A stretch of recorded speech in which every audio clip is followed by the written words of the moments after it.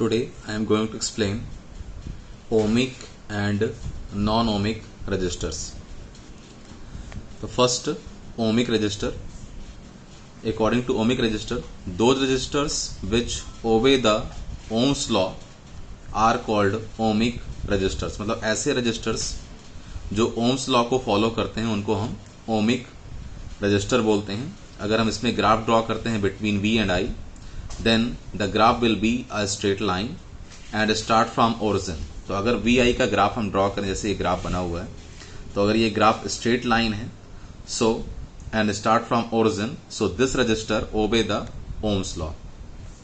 और जितने भी मेटल्स हैं अगर वो लो टेम्परेचर पे, उनका टेम्परेचर बहुत कम है, तो in this case the metals ओबे द Ohm's law. तो वो Ohm's law को फॉलो करते हैं and graph between V and I वो आपको स्ट्रेट लाइन मिलेगा and start from origin. If temperature of metal increases, तो इन दिस केस जो V और I का रेशियो है वो कांस्टेंट नहीं रहेगा और जो ग्राफ आपका स्ट्रेट लाइन है वो कर्व हो जाएगा. It may be this type and इस टाइप से वो आपका कर्व हो जाएगा, तो स्ट्रेट लाइन नहीं मिलेगा. तो मेटल्स अगर लो टेम्परेचर पे हैं then they obey the Ohm's law. तो ओमिक रजिस्टर है कि those resistors which obey the Ohm's law are called ohmic resistor. Second आता है नॉन ओमिक रजिस्टर. तो नॉन ओमिक रजिस्टर है कि those resistors which do not obey the Ohm's law. मतलब ऐसे रजिस्टर्स जो Ohm's law को ओबे नहीं करते हैं are called non ohmic resistor. अगर हम उसमें VI का ग्राफ ड्रॉ करें तो वो स्ट्रेट लाइन है लेकिन ओरिजिन से स्टार्ट नहीं हो रहा, तब भी वो आपका नॉन ओमिक है. या फिर कर्व है, इस टाइप से एक कर्व दिखा रहे हैं VI ग्राफ, तब भी ये नॉन ओमिक है. तो इसमें एग्जाम्पल है. First example is water voltameter. Water voltameter में इसमें हम एक सर्टेन पोटेंशियल, ये ओरिजिन है इसका, एक सर्टेन पोटेंशियल अप्लाई करेंगे and after this the current start flowing in the water voltameter. तो यहां पर एक सर्टेन पोटेंशियल अप्लाई करने के बाद ही करंट का फ्लो स्टार्ट हुआ. तो जब हमारा पोटेंशियल जीरो है, करंट जीरो है, फिर हमने एक पोटेंशियल अप्लाई किया, करंट अभी भी जीरो है. After a certain potential current start increasing, so this is also non ohmic register, क्योंकि ये ओरिजिन से स्टार्ट नहीं हो रहा है. नेक्स्ट हमारा है PN जंक्शन डायोड. ये हम पढ़ेंगे यूनिट नंबर 9 में, इलेक्ट्रॉनिक डिवाइसेस चैप्टर में. तो वहां PN जंक्शन डायोड में अगर हम उसमें डायोड को फॉरवर्ड और रिवर्स में कनेक्ट करते हैं तो उसमें ग्राफ जो ड्रॉ किया जाता है V और I का, वो कुछ इस टाइप से ग्राफ बनेगा. तो VI ग्राफ आपको ऐसे कर्व मिल रहा है, तो ये भी हमारा Ohm's लॉ को फॉलो नहीं करता. तो PN junction diode in forward and reverse bias it is non ohmic register. And water voltameter, इसका जो रेजिस्टेंस होगा ये भी नॉन ओमिक है, बिकॉज ग्राफ आपका स्ट्रेट लाइन है बट ओरिजिन से स्टार्ट नहीं हो रहा है. यहाँ पर ग्राफ हमारा कर्व है. तो ये ओमिक और नॉन ओमिक में डिफरेंस है. नेक्स्ट है कुछ न्यूमेरिकल्स हम आज डिस्कस करेंगे.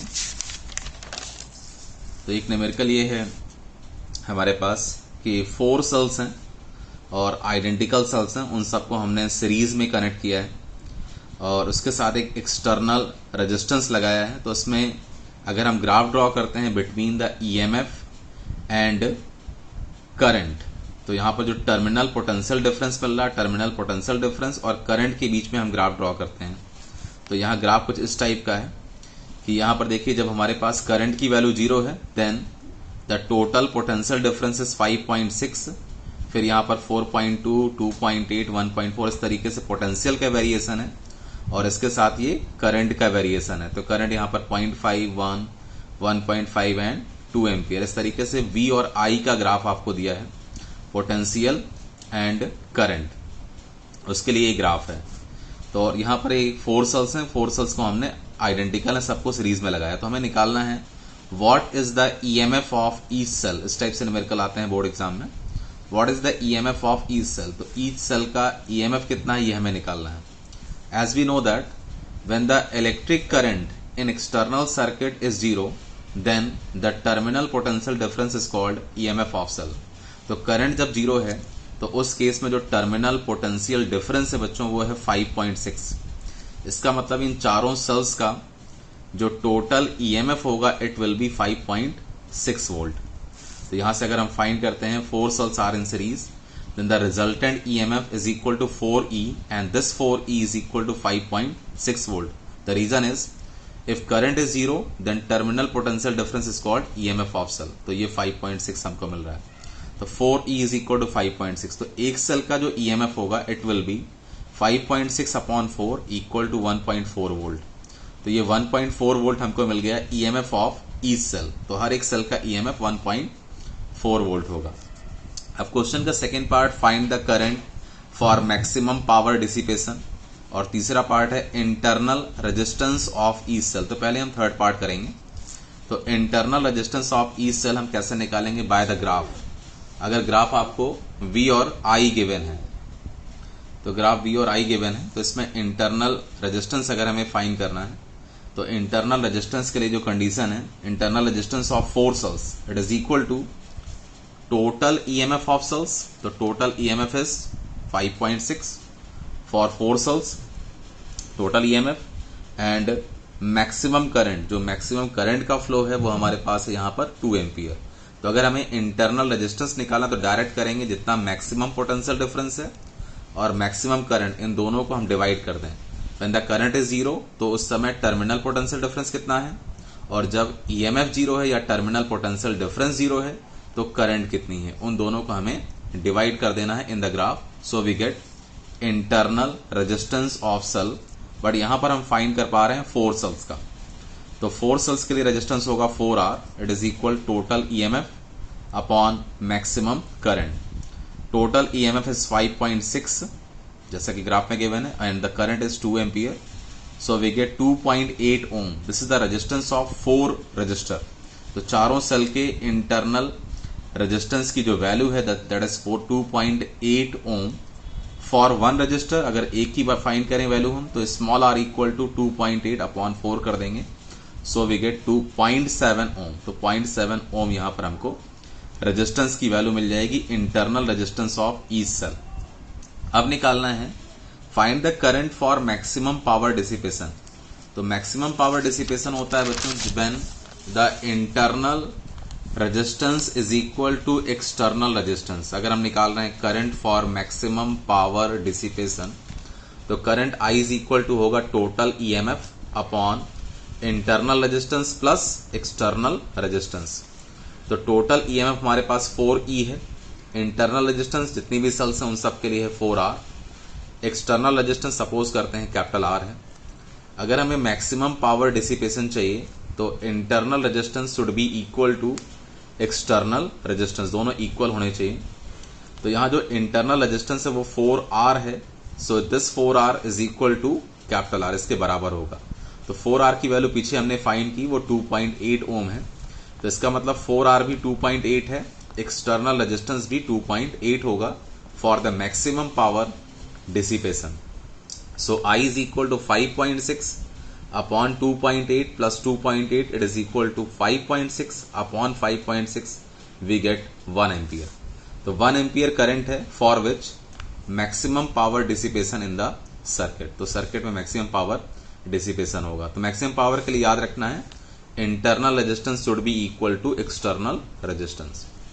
तो ये हमारा फर्स्ट फिनिश हो जाता है। उसके बाद अब सेकेंड जो पार्ट है करंट इलेक्ट्रिसिटी में, वहां पर स्टार्ट होता है फर्स्ट टॉपिक है उसका किरचॉफ्स लॉ। तो बच्चों हम लोगों ने ओम्स लॉ पढ़ा है, and Ohm's law is used to find the current potential difference resistor in a circuit for simple circuit. अगर कोई सिंपल सर्किट है तो उसमें करंट पोटेंशियल डिफरेंस निकालने के लिए हम यूज करते हैं ओम्स लॉ का। बट अगर कोई कॉम्प्लिकेटेड सर्किट है, एक ही सर्किट में आपको 3-4 सेल्स गिवन है और 3-4 ब्रांचेस हैं, जैसे पूरा एक इलेक्ट्रिकल नेटवर्क है, तो नेटवर्क में 3-4 लूप्स हो सकते हैं, 3-4 मेश हो सकते हैं। तो उस टाइप का अगर है तो वहां पर कॉम्प्लिकेटेड सर्किट्स में करंट और पोटेंशियल डिफरेंस निकालने के लिए हम यूज करते हैं किरचॉफ्स लॉ को। तो किरचॉफ के 2 लॉ हैं। पहला है किरचॉफ्स फर्स्ट लॉ, इसको बोलते हैं KCL, किरचॉफ्स करंट लॉ भी बोला जाता है, it is also called Kirchhoff's current law. तो किरचॉफ के फर्स्ट लॉ के according the algebraic sum of total currents meeting at a junction in a circuit is equal to 0। तो किसी भी कोई सर्किट अगर हमारे पास, तो उसमें कोई जंक्शन है, जैसे मान लीजिए इस टाइप से कोई सर्किट है, तो जंक्शन का मतलब एक ज्वाइंट पॉइंट की जहां पर जाकर सब मिल रहे हैं। तो इस पर जितनी भी करंट आपको मिलेगी किसी भी नेटवर्क में, किसी भी सर्किट के लिए, तो वहां पर इस जंक्शन पर करंट का जो सम होगा algebraic sum, it will be 0। तो the algebraic sum of total currents meeting at the junction in a circuit is equal to 0। या सिंपली इसको और हम बोल सकते हैं the algebraic sum of currents entering the junction is equal to algebraic sum of currents leaving the junction. मतलब जितनी current, जैसे यहां दिखा रहे हैं, करंट I1 इंटर कर रही है और करंट I3, I4, I5 बाहर निकल रहे हैं, तो जो करंट इंटर करेगी उनका एल्जेब्रिक सम और जो करंट बाहर जाएंगी उनका algebraic sum, it will B equal. तो पहले वाली डेफिनेशन के अकॉर्डिंग सिग्मा I 0 होगा। तो अगर हम दूसरे के अकॉर्डिंग करें तो यहां आ जाएगा I1 plus I2 is equal I3 plus I4 plus I5। अगर हम साइड चेंज करें so I1 plus I2 minus I3 minus I4 minus I5 equal 0। इसका मतलब जो साइन कन्वेंशन है, the current entering towards the junction taken as positive and the current leaving the junction taken as negative. तो यहाँ I1 I2 plus में है, I3 I4 I5 ये minus में लेंगे और इन सब का जो सम होगा it will be 0। So it is based on the conservation of charge. तो ये कंजर्वेशन ऑफ चार्ज पे डिपेंड करता है कि मतलब यहाँ पर चार्ज का कोई भी लॉस नहीं हो रहा, जितना चार्ज इंटर करेगा उतना ही चार्ज यहाँ से बाहर जाएगा। सो it is based on the conservation of charge. This is Kirchhoff's first law. Now Kirchhoff's second law, it is also called KVL, Kirchhoff's voltage law भी इसको बोलते हैं। इसमें भी दो तरीके से डिफाइन कर सकते हैं। तो यहाँ पर जो सिंपल टाइप से है वो देखिए इसमें। तो फॉर अ क्लोज लूप, अगर कोई क्लोज लूप की बात करें या क्लोज मेश है, जैसे कोई भी सर्किट है तो सर्किट के कई पार्ट्स अगर हैं, तो यहाँ जैसे एक पार्ट हमने ले लिया तो इतना पार्ट ले लिया, तो कोई क्लोज्ड पाथ है इस सर्किट का, एक क्लोज लूप है। तो for a close loop or mesh the algebraic sum of EMFs of the cell, मतलब इस क्लोज लूप में जितनी भी सेल्स लगी हैं उन सब सेल्स के EMFs का algebraic sum is equal to the algebraic sum of the product of current and its corresponding resistance. तो इस सर्किट में जितने भी रेजिस्टेंस हैं, जो भी करंट फ्लो हो रही है, तो करंट और रेजिस्टेंस के प्रोडक्ट का एल्जेब्रिक सम इस सर्किट में जितनी भी सेल्स हैं उन सब के EMFs के एल्जेब्रिक सम के इक्वल है। That means sigma E is equal sigma IR। This is Kirchhoff's second law. Just simply इसको बोल सकते हैं कि total potential differences in a close circuit is equal to 0। किसी भी क्लोज सर्किट में जितने भी पोटेंशियल डिफरेंसेस हैं, जितने भी सेल्स हैं, उन सब के EMFs हैं, उन सब का एल्जेब्रिक सम 0 होता है। या सिंपली बोल सकते हैं sigma E is equal to sigma IR। इसका मतलब algebraic sum of EMFs of the cell is equal to algebraic sum of the product of current and resistance. अब इसमें कुछ साइन कन्वेंशन है जिसके अकॉर्डिंग हम न्यूमेरिकल सॉल्व करेंगे। तो यहाँ पर पहला साइन कन्वेंशन है from negative to positive terminal of cell the EMF is taken as positive. अगर हम मूव करते हैं, जैसे कि यहाँ पर ये सर्किट है, अगर हम जा रहे हैं D से A चलते हैं, D से A हम चलें तो हम इस सेल के नेगेटिव से पॉजिटिव की तरफ चलेंगे तो इस सेल के EMF को हम पॉजिटिव लेंगे। दूसरा है from positive to negative terminal EMF will be negative. अगर हम जैसे मान लीजिए E से F की तरफ जाएं तो हम इस सेल के पॉजिटिव से नेगेटिव टर्मिनल की तरफ चलेंगे तो जो इसका EMF है it will be negative. Third आता है in the direction of current the product of current and resistance is taken as positive and vice versa. तो यहाँ जैसे देखिए, अगर हम मान लीजिए मूव करते हैं बच्चों B से C की तरफ हम चलें, तो अगर हमारा मूवमेंट B से C है तो करंट की डायरेक्शन भी वही है, तो करंट की डायरेक्शन भी वही है। तो in this case the product of current and resistance is taken as positive, तो इसको हम पॉजिटिव लेंगे। और अगर हम C से B की तरफ चलें तो करंट के उल्टा हम आ रहे हैं, तो product of current and resistance इसको हम माइनस में लेंगे। तो in the direction of current the product of current and resistance taken as positive. और अगर हम उल्टा चलेंगे तो उस केस में जो प्रोडक्ट होगा इट विल बी नेगेटिव। तो यहां से इसको हम रूल को अप्लाई करें तो पहले हम लेके चलते हैं एक close circuit A B C D A। तो यहां ये दिखा रहे हैं A B C D A। तो इसमें हमारा जो मूवमेंट है बच्चों A से B है, फिर B से C हम चल रहे हैं। तो B से C अगर चल रहे हैं तो करंट की डायरेक्शन भी सेम है। सो I1 plus I2 into R, इसको हमने प्लस में लिया है लेफ्ट साइड। फिर यहाँ पर कोई करंट नहीं है, कोई रेजिस्टेंस नहीं है, फिर यहाँ एक रेजिस्टेंस है। यहाँ पर जो करंट का फ्लो है वो I1 है, तो I1 इंटू R1, और जो D से A जा रहे हैं तो करंट की डायरेक्शन में ही चल रहे हैं, so it is also positive, तो plus I1 into R1 equal लगा देंगे अब, and this equal is equal to from negative to positive terminal of cell, so EMF will be positive, तो EMF को भी हमने प्लस में ले लिया है।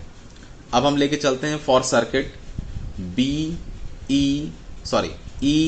EBCF, इसको अगर हम लेके चल रहे हैं तो B से C जाएंगे तो again I1 plus I2 into R plus में होगा, C से F कोई भी रेजिस्टेंस नहीं है तो कुछ नहीं लेना है, फिर F से E चल रहे हैं तो करंट I2 आ रही है इसमें और करंट की डायरेक्शन में ही है, तो I2 into R2 will be positive, तो ये हमने प्लस में लिया हुआ है, यहाँ प्लस लगा दिया, और फिर नेगेटिव से पॉजिटिव ही चल रहे हैं तो EMF ऑफ सेल फिर से पॉजिटिव है। अब उसके बाद इन क्लोज सर्किट, हम क्लोज सर्किट की बात कर रहे हैं, AEFDA, अगर हम इसको लेके चलते हैं, इस क्लोज सर्किट को अगर हम लेके चलें तो हमारा मूवमेंट है A से E, फिर E से F, जब E से F हम जाएंगे तो करंट के हम उल्टा चल रहे हैं, तो इसका मतलब I2 और R2 इसका जो प्रोडक्ट होगा इट विल बी माइनस, तो यहां हमने माइनस I2 R2 लिखा हुआ है। फिर हम चल रहे हैं F से D, कुछ भी नहीं है, यहां पर करंट है I1 और रेजिस्टेंस है R1, और हम D से A जाएंगे इन the direction of current, so I1 R1 will be positive, तो उसको प्लस में लिखा है। फिर देखिए यहां से हम चल रहे हैं E से F जाएं तो सेल की बात करें तो सेल के पॉजिटिव से नेगेटिव है तो EMF हमारा माइनस E2 है, और अगर हम D से A चल रहे हैं तो यहाँ नेगेटिव से पॉजिटिव है तो EMF को हमने प्लस में लिया है। तो इस तरीके से हम इसमें किरचॉफ्स रूल को अप्लाई कर सकते हैं सर्किट्स में, और इन इक्वेशंस को सॉल्व करके करंट I1, I2, I3 इन सबको हम फाइंड कर सकते हैं। तो ये किरचॉफ्स सेकेंड लॉ है, इस पर न्यूमेरिकल्स फिर हम डिस्कस करेंगे। Thank you.